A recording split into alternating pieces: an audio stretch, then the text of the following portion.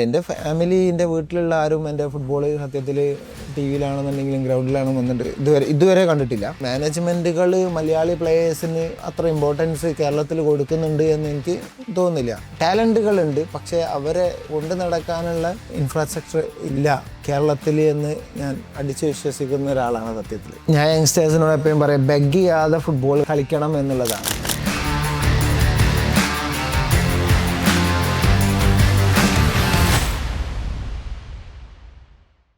Hi everyone, this is Adib Jaffer from the White School International.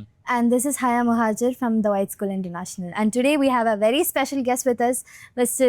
Anas Adatodiga. Playing football is everyone's passion. എല്ലാവരും football കളിക്കാറുണ്ട്. But then reaching the national level and playing in international tournaments is something that is magnificent. And എല്ലാ ഫുട്ബോളറിൻ്റെയും ഒരു ആഗ്രഹമാണ് Indian jersey അല്ലെങ്കിൽ അദ്ദേഹത്തിൻ്റെ world jersey ഇട്ട് കളിക്കാൻ. So sir, first of all, welcome. Thank you so much. How do you feel for playing for India? First of all, it's a very limited chance to play for India.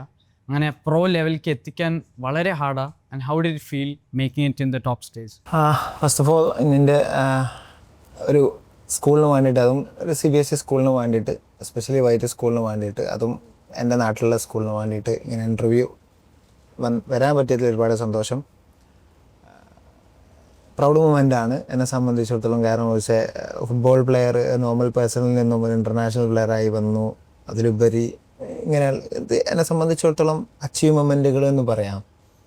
കാരണം ഒരു school എന്ന നിലയ്ക്ക് ഒരു CBSE സ്കൂളിന് ഒരു player അല്ലെങ്കിൽ ഒരു football player എടുത്തുനിന്ന് ഒരു ലോക്കൽ ഗൈ വന്നിട്ട് ഒരു ഇൻ്റർനാഷണൽ കളിച്ചു. അതിലപ്പുറം നിങ്ങളെ സ്കൂളിനെ പോലത്തെ CBSE സ്കൂൾ, വൈറ്റ് സ്കൂളിനെ പോലത്തെ സ്കൂളുകൾ ഇൻ്റർവ്യൂ ചെയ്യുക എന്ന് പറയാം. Proud moment. അതിൻ്റെ റീസൺ നാഷണൽ ടീം പ്ലെയർ ആയി എന്നുള്ളതാണ്. ഒരുപാട് പ്രൗഡ് ഫീൽ ഉണ്ട്, സന്തോഷം. സോ സാറിൻ്റെ ജേർണി എങ്ങനെയായിരുന്നു? എങ്ങനെയാണ് സ്റ്റാർട്ട് ചെയ്ത ഫുട്ബോളിലേക്ക്? ഫസ്റ്റ് വന്നത് ഏത് ഏജിലാണ്? How was your experience?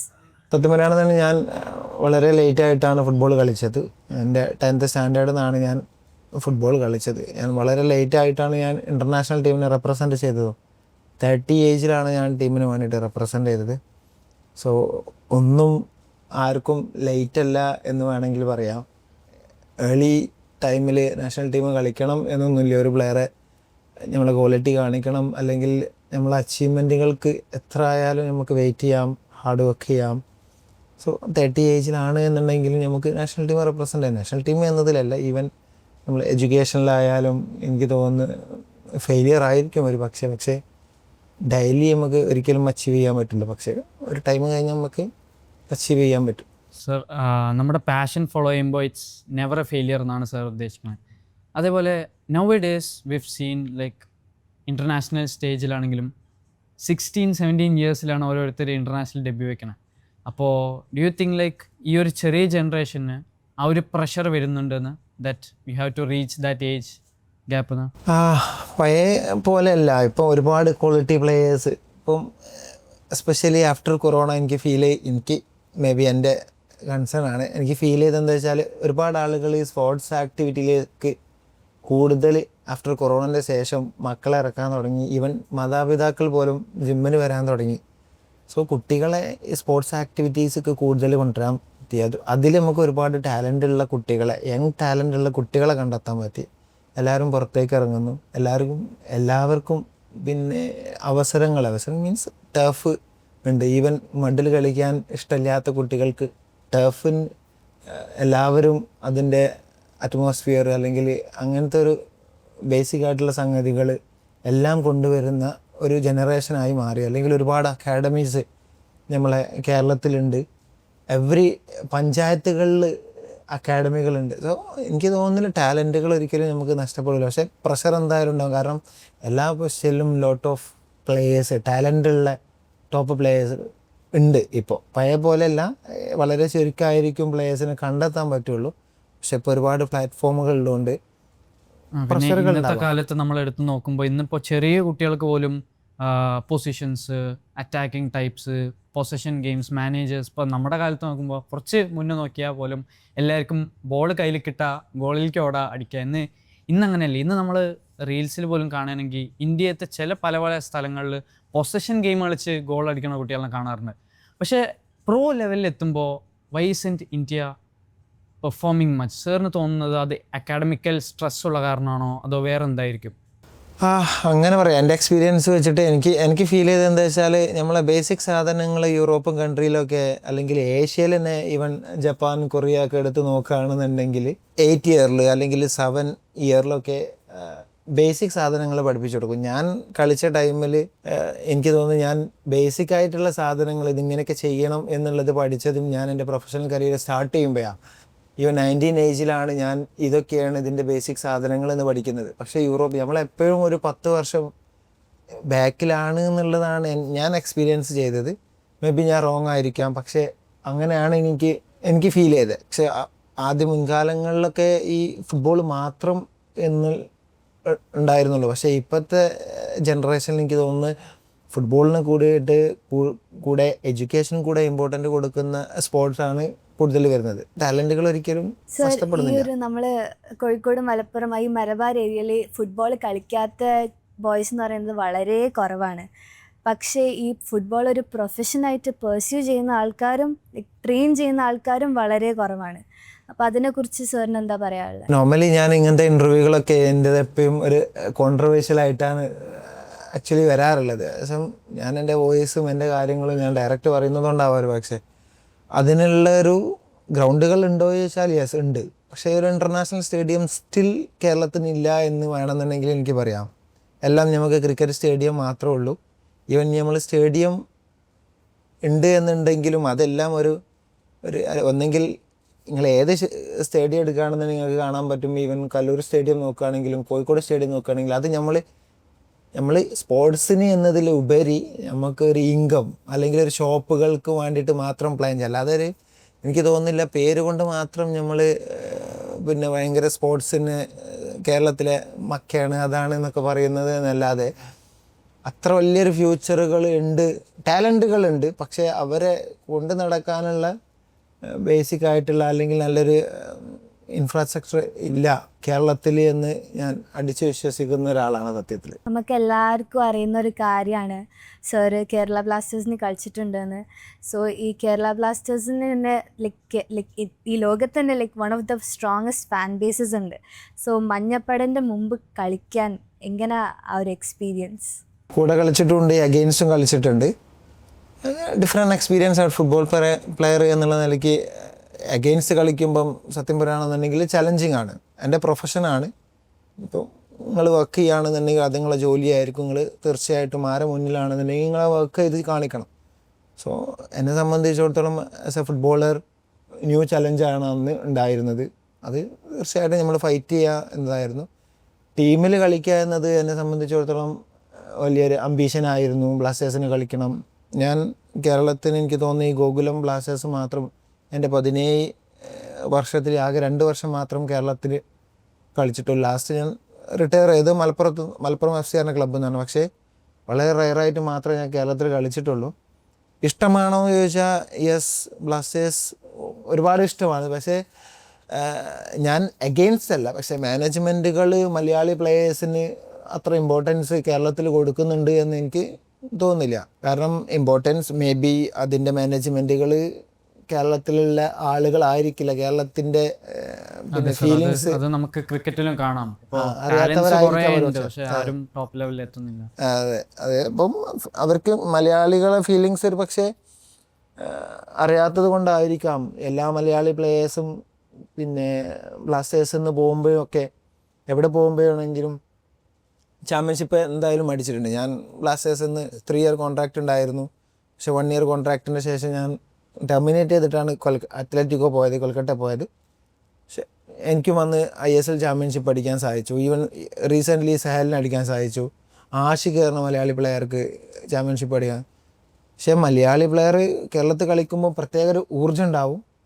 പക്ഷേ നമ്മൾ കൊടുക്കുന്ന ആ ഫീല് തിരിച്ച് റിട്ടേൺ ബാക്ക് ഒരു മലയാളിക്കും കിട്ടിയിട്ടുണ്ടാവില്ല. ഇനി മേ ബി ഒരുപാട് മലയാളി പ്ലേയേഴ്സ് പറയുന്നുണ്ടാവാം സന്തോഷിപ്പിക്കാനും വേണ്ടിയിട്ട്, പക്ഷെ പറയുന്നുണ്ടാവാം മലയാളികളെ സന്തോഷം കിട്ടാനും വേണ്ടിയിട്ട്, അല്ലെങ്കിൽ അവരെ കപടനായിട്ട് പറയുന്നുണ്ടാവാം ഞാൻ ഓക്കെയാണ്. പക്ഷെ ആക്ച്വലി നമ്മളോട് പറയുന്നുണ്ടാവാം, ഫാൻസിനോട് പറയുന്നുണ്ടാവാം. പക്ഷേ നമ്മളെ ഇടയിൽ അങ്ങനത്തെ ഒരു ഫീല് നമുക്ക് വന്നിട്ടില്ല. പക്ഷെ നമ്മൾ തിരിച്ച് കൊടുക്കാൻ വിചാരിച്ചാലും നമുക്ക് റിട്ടേൺ ബാക്ക് എപ്പോഴും സാഡായിട്ടാണ് വരാറുള്ളത്. അപ്പാർട്ട് ഫ്രം ദിസ്, ഇപ്പോൾ ഒരു വേൾഡ് ഫുട്ബോളിൽ നോക്കുകയാണെങ്കിൽ കുറച്ചായിട്ട് we've been seeing a lot of miracles. ഇപ്പോൾ സ്പെയിനിലാണെങ്കിലും ഇറ്റലിയിലാണെങ്കിലും the clubs have changed a lot. അപ്പോൾ as a person who has played 5 tournament and 7s and then Asian champions, what's the difference? Like ഇപ്പോൾ നമ്മൾക്കറിയാം, ഇപ്പോൾ നമ്മൾ സ്കൂളിൽ ഫുട്ബോൾ കളിക്കുമ്പോൾ ഇറ്റ്സ് സ്ലോ, നമുക്ക് എല്ലാവരെയും അറിയാം. But then when we go for A tournament it's very fast. പക്ഷേ ഒരു ലെവൽ കഴിയുമ്പോൾ ദ ഗെയിം സ്ലോസ് ഡൗൺ. ആ പൊസഷൻ ബോൾ ആണെങ്കിലും ഇപ്പം നമ്മൾ ബാർസലോണൻ്റെ മാച്ച് കാണുമ്പോഴും it's very slow. But is it that slow in the pitch? എന്നെ സംബന്ധിച്ചിടത്തോളം എനിക്ക് അങ്ങനെ ഫീൽ ചെയ്തതെന്ന് വെച്ചാൽ, ഇപ്പോൾ വ്യത്യസ്ത ക്ലബ്ബുകളാണ് സ്പെയിനിലുള്ളത്. മാഡ്രിഡ്, ബാർസലോണ, വലൻസിയ, വില്ലാർ, അങ്ങനത്തെ ഒരുപാട് ക്ലബ്ബുകൾ.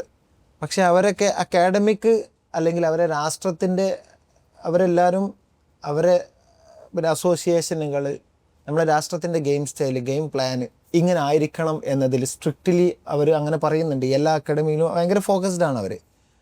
അങ്ങനെ ഇവിടെ ഒരുപാട് അക്കാഡമികളുണ്ട്. പക്ഷേ ആര് എന്ത് എങ്ങനെ എന്നതിലുള്ള പ്രത്യേകമില്ല.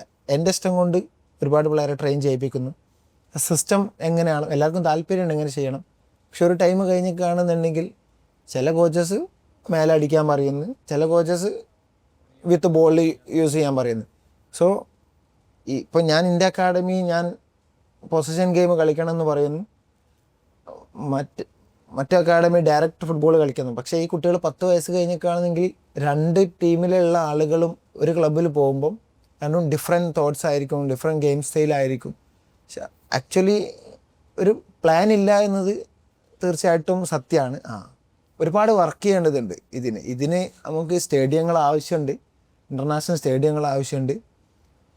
പിന്നെ കറപ്ഷൻസ് നമുക്ക് തീർച്ചയായിട്ടും ഇങ്ങനെ ഫുട്ബോളിലോ അല്ലെങ്കിൽ പൊളിറ്റിക്സ് കൂടുതൽ ഇൻ്റർഫെയർ ചെയ്തേക്കാണ്. വിത്തൗട്ട് പൊളിറ്റിക്സ് നമുക്ക് ഒരിക്കലും ജീവിക്കാൻ പറ്റില്ല. പക്ഷേ കൂടുതൽ സ്പോർട്സിലോട്ട് നമുക്ക് അതൊരു വേ ആയി മാറുമ്പോൾ തീർച്ചയായിട്ടും ഒരുപാട് ടാലൻറ്റുകൾ നമുക്ക് നശിച്ചു പോകാണ് ഉണ്ടാകും. സോ സർ ഫസ്റ്റ് ഫുട്ബോൾ ഒരു കരിയറായിട്ട് പെർസ്യൂ ചെയ്യണം എന്ന് വിചാരിച്ച സമയത്ത് സാറിന് വീട്ടിൽ നിന്ന് സപ്പോർട്ടായിരുന്നോ അല്ലെങ്കിൽ ക്രിറ്റിസിസം ഫേസ് ചെയ്തിരുന്നോ? എങ്ങനെയായിരുന്നു ആ ഒരു സമയത്ത്? എനിക്ക് സത്യത്തിൽ രണ്ടും ഉണ്ടായില്ല. കാരണം എൻ്റെ ഫാമിലി, ഞാൻ ചെറിയ പ്രായത്തിൽ തന്നെ എൻ്റെ ബ്രദർ ക്യാൻസർ ഡിസീസായിട്ട് ട്രിവാൻഡ്രത്തായിരുന്നു. സോ ഫാമിലി എല്ലാം അവിടെ ആയിരുന്നു. സോ ഞാൻ ആക്ച്വലി എന്നെ കൂടുതൽ കെയർ ചെയ്യാത്തത് കൊണ്ടായിരിക്കാം ഞാനിങ്ങനെ കളിച്ച് വളർന്ന് ഉണ്ടായിട്ടുള്ളത്. എനിക്ക് ക്രിറ്റിസിസം ഒന്നുമില്ല. എൻ്റെ ഫാമിലി, എൻ്റെ വീട്ടിലുള്ള ആരും എൻ്റെ ഫുട്ബോൾ സത്യത്തിൽ ടി വിയിലാണെന്നുണ്ടെങ്കിലും ഗ്രൗണ്ടിലാണെന്ന് വന്നിട്ട് ഇതുവരെ കണ്ടിട്ടില്ല. ഇവൻ വൈഫാണെന്നുണ്ടെങ്കിലും കുട്ടികളാണെന്നുണ്ടെങ്കിലും ഉമ്മ ഉപ്പ ബ്രദേഴ്സ് കണ്ടിട്ടില്ല. സിസ്റ്റർ ഒരു പ്രാവശ്യം വന്ന് കണ്ടിട്ടുണ്ട്. അതിലുപരി ക്രിറ്റിസൈസ് എന്ന് പറയുമ്പോൾ ക്രിറ്റിസിസം എനിക്ക് അങ്ങനെ ഫാമിലിയിൽ നിന്ന് ഉണ്ടായിട്ടൊന്നുമില്ല. പക്ഷേ ഇഞ്ചുറീസ്, വീട്ടിലെ ട്രാജഡികളെ കൊണ്ട് ഇഞ്ചുറീസ് ഉണ്ടാകുമെന്നുള്ള പേടികൾ ഉണ്ടായിട്ടുണ്ട്. കളിക്കണ്ട എന്ന് പറഞ്ഞിട്ടുണ്ട്, പക്ഷേ കളിക്കണം എന്നും പറഞ്ഞിട്ടില്ല. സർ, അത് നമ്മൾ through out the football career എല്ലാ ഒരു പ്ലെയറും ഫേസ് ചെയ്യണതാണ്. പിന്നെ ചില സ്ഥലങ്ങളിൽ അത് കാണാറില്ല. ഫോർ എക്സാമ്പിൾ, ഇപ്പോൾ ഒരു ഇഞ്ചുറി വന്നാൽ അല്ലെങ്കിൽ ഒരു ടാക്കിൾ ഇൻകം ചെയ്യുമ്പോൾ എങ്ങനെ ഡൈവ് ചെയ്യണമെന്നോ എങ്ങനെ അവോയ്ഡ് ചെയ്യണമെന്നോ അത് പറഞ്ഞു കൊടുക്കാൻ പറ്റാത്ത തരം ചാൻസസ് വന്നിട്ടുണ്ടോ? അതോ സാറ് എന്തെങ്കിലും ഒരു അഡ്വൈസായി വേറെ പ്ലെയേഴ്സിന് കൊടുക്കാം? എനിക്ക് എപ്പോഴും സത്യം പറയുകയാണെങ്കിൽ ഞാൻ technically not a good player, അങ്ങനെ വേണമെങ്കിൽ പറയാം.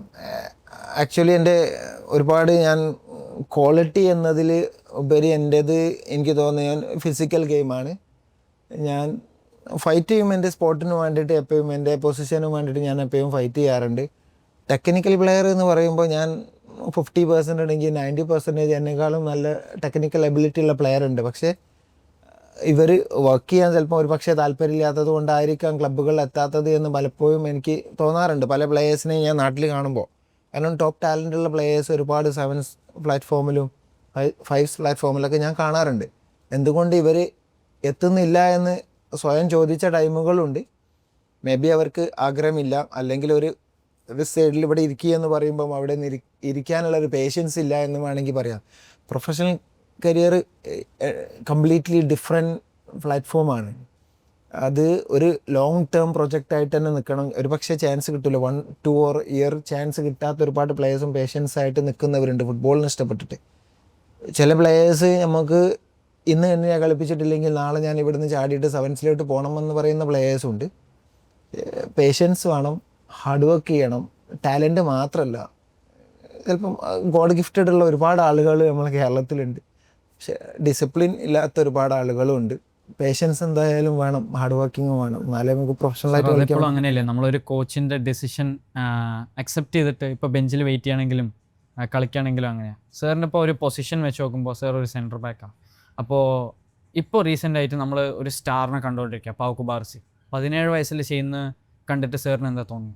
യമാല് ഈ ഡിഫൻഡറൊക്കെ പറയുമ്പോൾ എനിക്ക് തോന്നുന്നത് സാവിൻ്റെ ഒരു പ്രത്യേക കഴിവുകൾ എന്തായാലും അതിലുണ്ട്. ഗാവി അങ്ങനത്തെ ഒരുപാട് പ്ലെയേഴ്സിനെ, യങ് ടാലൻ്റ് അയക്കുന്ന ഒരുപാട് പ്ലെയേഴ്സിനെ സാവി സൈൻ ചെയ്ത് വന്നു എന്നുള്ളതാണ്.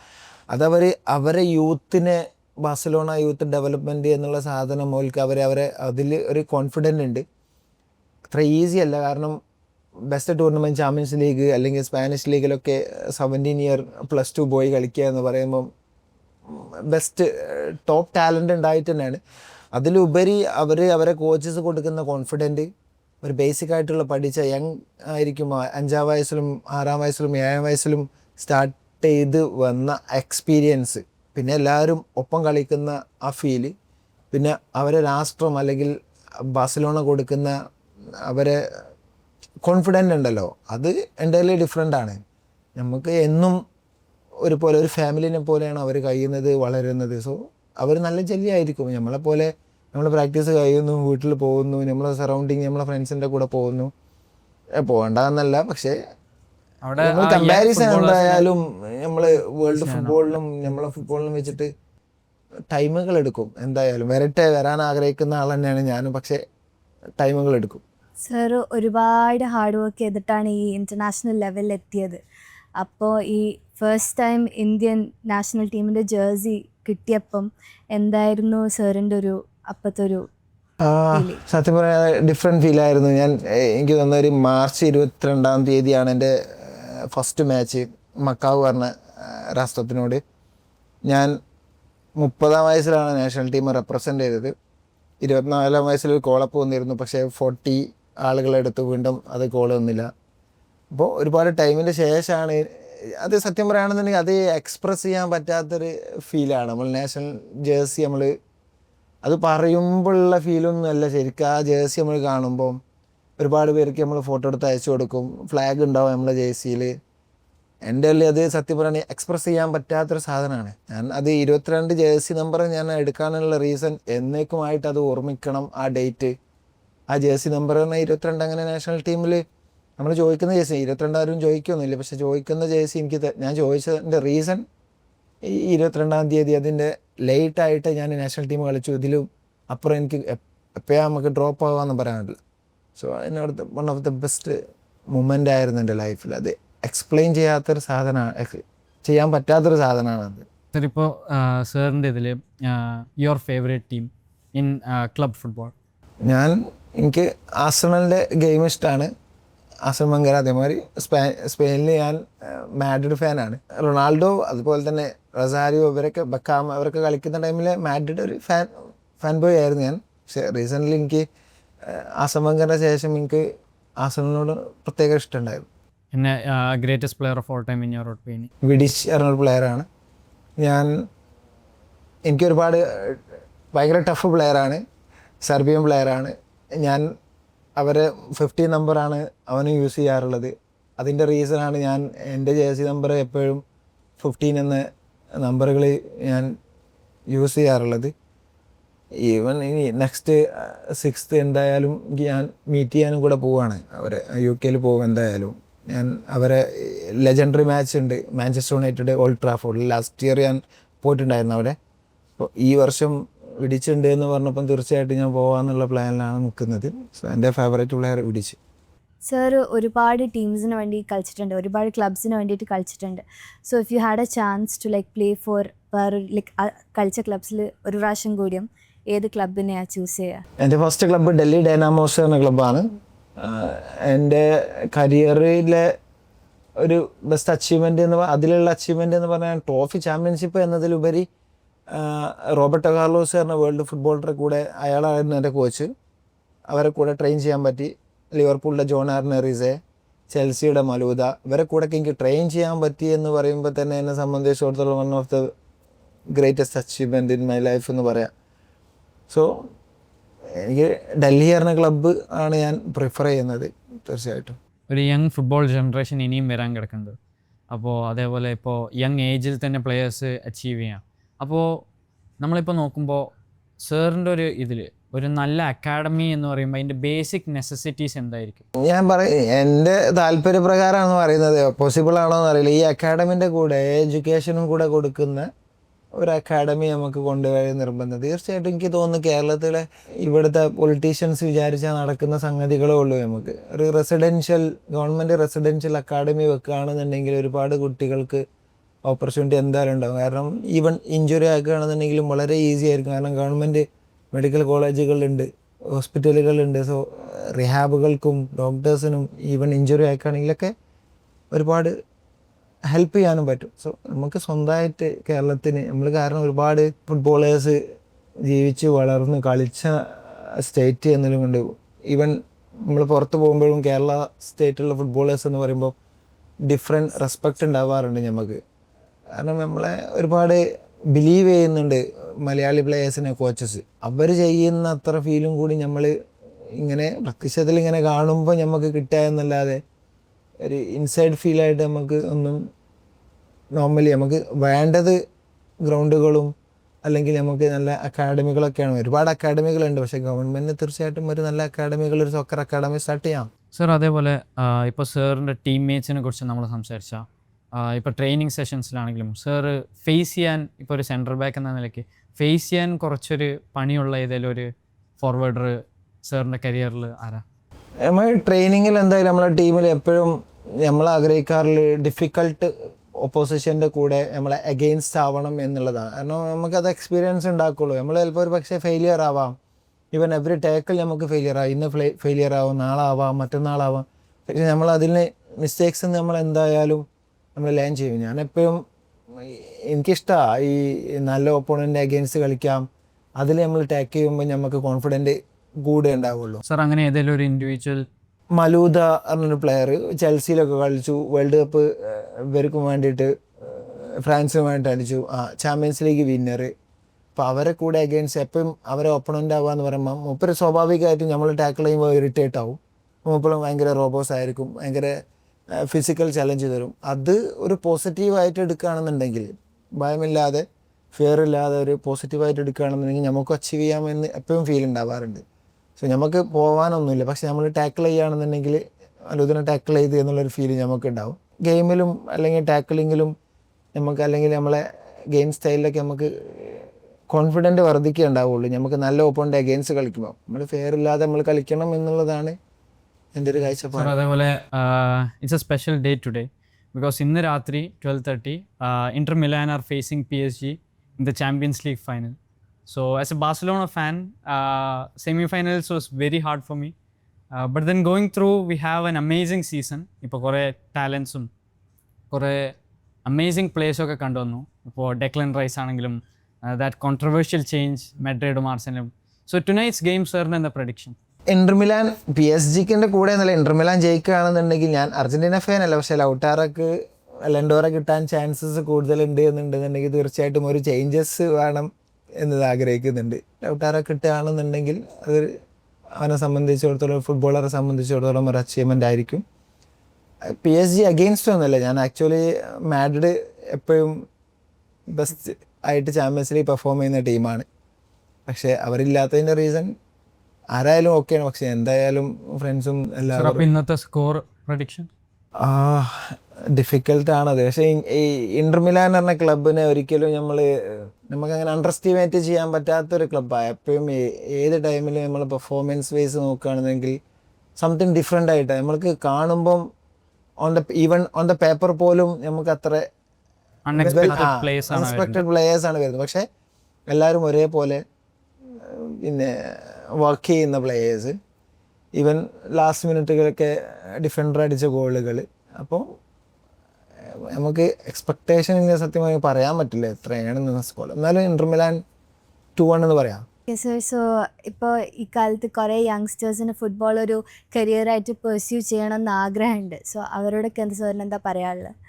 ഞാൻ യങ്സ്റ്റേഴ്സിനോട് എപ്പോഴും പറയും, ബെഗ് ചെയ്യാതെ ഫുട്ബോൾ കളിക്കണം എന്നുള്ളതാണ്. എപ്പോഴും നമ്മളെ മാതാപിതാക്കളെ കൂടെ ആയിട്ട് ഇങ്ങനെ കൈ പിടിച്ചിട്ട് ഗ്രൗണ്ടിലേക്ക് പോകുന്നതിലുപരി നമ്മൾ തന്നെ ഗഡ്സോട് കൂടിയിട്ട് ഫുട്ബോൾ കളിക്കുകയാണെന്നുണ്ടെങ്കിൽ ഒരുപാട്, ഞാനിപ്പം മലപ്പുറം ക്ലബ്ബ് എന്ന ക്ലബിൻ്റെ സ്പോർട്ടിംഗ് ഡയറക്ടർ പോസ്റ്റായിട്ടാണ് ഇപ്പോൾ ഉള്ളത്. ഒരുപാട് CV-കളും ഒരുപാട് മാതാപിതാക്കളും എൻ്റെ മകനെ കളിപ്പിക്കണം, എൻ്റെ മകന് ട്രയൽ കൊടുക്കാം. യെസ്, അവർക്ക് നമ്മൾ എന്തായാലും സ്വാഭാവികമായിട്ട് നമ്മൾ ട്രയൽ കൊടുക്കണം, നമ്മളതിന് നിർബന്ധിതരാണ്. ട്രയൽ കൊടുത്താലേ കുട്ടികളെ ഭാവി നമുക്ക് കാണാൻ പറ്റുള്ളൂ, അതിന് അവസരം കൊടുക്കണം. പക്ഷേ എടുക്കണം എന്നൊരിക്കലും ഒരു മാതാപിതാവ് എന്തായാലും പറയരുത്. കാരണം അത് എന്നെ സംബന്ധിച്ചിടത്തോളം ഡിഫിക്കൽട്ട് സാധനമാണ്. കാരണം എങ്ങനെ എടുക്കണം എന്ന് പറയുമ്പോൾ നമുക്ക് റിപ്ലൈ കൊടുക്കാൻ ഭയങ്കര ബുദ്ധിമുട്ട്. പക്ഷേ ടാലൻ്റ് ഉള്ള കുട്ടികളെ നശിക്കാൻ പാടില്ല, മാതാപിതാക്കൾ പറഞ്ഞിട്ട്. പിന്നെ അതല്ല, എപ്പോഴും ഈ മകന് തോന്നും എൻ്റെ മാതാപിതാവ് അല്ലെങ്കിൽ ഇവർ ഫോം വിളിച്ചിട്ട് സെറ്റ് ചെയ്തോളും. ഒരിക്കലും ഒരു പ്രൊഫഷണൽ പ്ലെയർക്ക് പറ്റിയ ഒരു സാധനമല്ല അത്. കാരണം ഒരിക്കലും അങ്ങനെ കളിക്കാൻ പറ്റില്ല. നമുക്ക് ഗഡ്സ് ഉണ്ട് എന്നുണ്ടെങ്കിൽ തീർച്ചയായിട്ടും നമ്മൾ ഫൈറ്റ് ചെയ്യാൻ നമ്മളെ പൊസിഷനും വേണ്ടിയിട്ട് ടാലൻ്റ് ഉണ്ടെന്നുണ്ടെങ്കിൽ ഒരിക്കലും എവിടെയും നശിക്കാൻ പോകുന്നില്ല എന്നുള്ളതാണ്. സോ ഒരുപാട് ഓപ്പർച്യൂണിറ്റികളുണ്ട്, നല്ല പ്ലേയേഴ്സ് ഉണ്ട്. ഇപ്പോൾ ഫുട്ബോൾ എന്ന് പറഞ്ഞാൽ മെൻഷൻ ചെയ്യാതെ ഇരിക്കാൻ പറ്റാത്ത 2 നെയിംസാണ് ക്രിസ്ത്യാനോ റൊണാൾഡോ, ലിയണൽ മെസ്സി. അപ്പോൾ ഈ 2 പ്ലേയേഴ്സിനെ കുറിച്ച് സാറിന് എന്താ പറയാം? മെസ്സി ഡിഫറെൻറ്റ് പ്ലാനറ്റ് പ്ലെയർ എന്ന് വേണമെങ്കിൽ പറയാം. Different quality, different planet player. നമുക്ക് എക്സ്പെക്റ്റ് ചെയ്യാൻ പറ്റാത്ത ഡ്രിബിളിങ്ങുകൾ, ക്യാരി ഒരു വൺ ഓഫ് ദ ടോപ്പ് ടീമിന്, അർജൻറ്റീനയാണ് ടീമിനെ സത്യം പറയുകയാണെന്നുണ്ടെങ്കിൽ 2 ഷോൾഡറിലും ഏറ്റിക്കൊണ്ട് നടക്കുന്ന ഒരു പ്ലെയർ എന്ന് വേണമെങ്കിൽ പറയാം. ഈ ലാസ്റ്റ് ഇയർ ചാമ്പ്യൻഷിപ്പൊക്കെ വേൾഡ് കപ്പൊക്കെ അടിച്ചത് ആ ഒരു പ്ലെയർക്കും വേണ്ടിയിട്ട് എല്ലാ പ്ലെയേഴ്സും ഫൈറ്റ് ചെയ്തെന്ന് പറയാം. റൊണാൾഡോ ഭയങ്കര hard working, different kind of player, physical player, technically yes, പഴയ മാഞ്ചസ്റ്റർ യുണൈറ്റഡ് പോലെയുള്ള അത്ര പെർഫോമൻസ് അല്ല, പക്ഷേ എന്നാലും ഒരുപാട് ഹാർഡ് വർക്കിംഗ്. സ്റ്റിൽ അവർ ഹോപ്പ് ചെയ്യുന്നു ഞാൻ എത്ര വയസ്സിലും എനിക്ക് കളിക്കാം എന്നുള്ളത്. ഡിഫറെൻറ്റ് ടൈപ്പ് ഓഫ് പ്ലെയേഴ്സാണ് രണ്ടാളും, 2 ടൈപ്പ് ഓഫ് പ്ലെയേഴ്സ്. പക്ഷേ ഞാൻ റൊണാൾഡോ ഫാനാണ്. വേൾഡ് ഫുട്ബോളിൽ ഇപ്പോൾ കുറേ ആൾക്കാർ ഫോർവേഡ് വരുന്നുണ്ട്, റൂൾസ് മാറ്റണം. ഫോർ എക്സാമ്പിൾ ഇപ്പോൾ പെനാൽറ്റി കിക്ക് എടുത്ത് റീബൗണ്ട് പറ്റൂല. അപ്പോൾ അങ്ങനെ ഒരു റൂൾസ് ചേഞ്ച് ചെയ്യാൻ പറ്റുകയാണെങ്കിൽ സാർ എന്താ ചേഞ്ച് ചെയ്യുക? മാച്ചിൻ്റെ ഉള്ളിൽ നടക്കുന്ന സാധനം, ഇപ്പോൾ 90 മിനിറ്റ്സിൻ്റെ ഉള്ളിലുള്ള പെനാൽറ്റികൾക്ക് തീർച്ചയായിട്ടും ഒരു ഫീൽഡിലുള്ള ബോളായതുകൊണ്ട് തീർച്ചയായിട്ടും അത് അടിക്കുന്നതിലുകൊണ്ട് പ്രശ്നമൊന്നുമില്ല എനിക്ക് തോന്നുന്നു. പക്ഷേ ഷൂട്ട് ഔട്ടും മറ്റേതായിട്ട് വ്യത്യാസങ്ങളില്ലേ? Sir, 1 last question. ഇപ്പോൾ outside football on all basis, with all your experience, it has been amazing watching everyone come, and especially your career with trophies and the experience you've got. Appo as a last word, how would you say it to the young generations to come that you can fight and win it? എനിക്ക് തോന്നുന്നു ഡിസിപ്ലിനോട് കൂടിയിട്ട് football player ആണെന്നുണ്ടെങ്കിൽ discipline maintain ചെയ്യാം. പിന്നെ എനിക്ക് ഏറ്റവും വലിയ strength എന്ന് പറഞ്ഞാൽ നമ്മളെ വില്ലേജാണ്, നമ്മളെ നാടുമ്പുറാണ്, നമ്മളെ നാടാണ്. അവിടുത്തെ ആളുകളെ നമ്മൾ റെസ്പെക്റ്റ് ചെയ്യാം.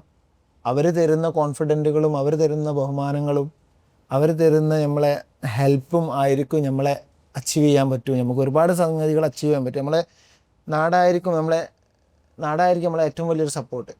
അവരെ നമ്മളെ ഗെയിമിൽ പ്രൊഫഷനിൽ കംപ്ലീറ്റ്ലി ഡിഫറെൻ്റ് ആണ്, പേഴ്സണൽ ലൈഫ് നമുക്ക് കംപ്ലീറ്റ്ലി ഡിഫറെൻ്റ് ആണ്. 15-16 ഇയർ നമുക്ക് ഫുട്ബോൾ കളിക്കാൻ പറ്റുള്ളൂ. നമ്മൾ ബാക്ക് ടു നോർമൽ ലൈഫിൽ വരേണ്ടി വരും. സോ ഫുട്ബോളിലൊരു പ്രൊഫഷണലായിട്ടും പേഴ്സണൽ ലൈഫ് വേറെ ആയിട്ടും കൊണ്ട് നടക്കണമെന്നും എഡ്യൂക്കേഷനിൽ ഇമ്പോർട്ടൻ്റ് കൊടുക്കുക, ലേറ്റ് നൈറ്റ് സ്ലീപ്പുകൾ ഒഴിവാക്കുക, drink lot of water, work hard, എഡ്യൂക്കേഷനും കൂടെ അതിൻ്റെ കൂടെ മെയിൻറ്റെയിൻ ചെയ്യുക. സോ എല്ലാം ആകുന്നൊരു പ്ലെയറായിട്ട് ഒരുപാട് ടാലൻ്റുള്ള വിദ്യാർത്ഥികൾ വരട്ടെ എന്ന് ആഗ്രഹിക്കുന്നു. കാരണം ഇപ്പോഴത്തെ ജനറേഷനിൽ വെറും കളി മാത്രം എന്നതിലുപരി വിദ്യാഭ്യാസം കൂടി ഉണ്ടെന്നുണ്ടെങ്കിൽ കോച്ചസ് പറയുന്ന സാധനങ്ങൾ നമുക്ക് വേഗം ലേൺ ചെയ്യാൻ പറ്റും. റീഡിങ് കേപ്പബിൾ ഉള്ള ഒരുപാട് പ്ലെയേഴ്സ് ഇപ്പോൾ ഈ ജനറേഷനിൽ വരുന്നു. ഒരുപാട് ഡോക്യുമെൻ്ററികൾ വായിക്കുന്ന ഫുട്ബോളേഴ്സ് വരുന്നു, ബ്രില്യൻ്റ് ആയിട്ടുള്ള ഫുട്ബോളേഴ്സ് വരുന്നു. സോ ഇനി വരുന്ന നമ്മളെ കേരളത്തിലുള്ള കുട്ടികളും അങ്ങനെ ടാലൻറ്റോട് കൂടിയിട്ട് എഡ്യൂക്കേഷൻ കൂടി വരികയാണെന്നുണ്ടെങ്കിൽ ടോപ്പ് ക്ലാസ് പ്ലെയേഴ്സിനെ നമുക്ക് നമ്മളെ സ്റ്റേറ്റിൽ കാണാൻ പറ്റും, നമ്മളെ ഡിസ്ട്രിക്റ്റിന് കാണാൻ പറ്റും, നമ്മളെ പഞ്ചായത്തുകളിൽ കാണാൻ പറ്റും, ഈവൻ നമ്മുടെ സ്കൂളുകളിൽ കാണാൻ പറ്റും, വൈറ്റ് സ്കൂളിൽ കാണാൻ പറ്റും. Okay, sir. Thank you so much for joining us today. It was really an honor to have you here. Muster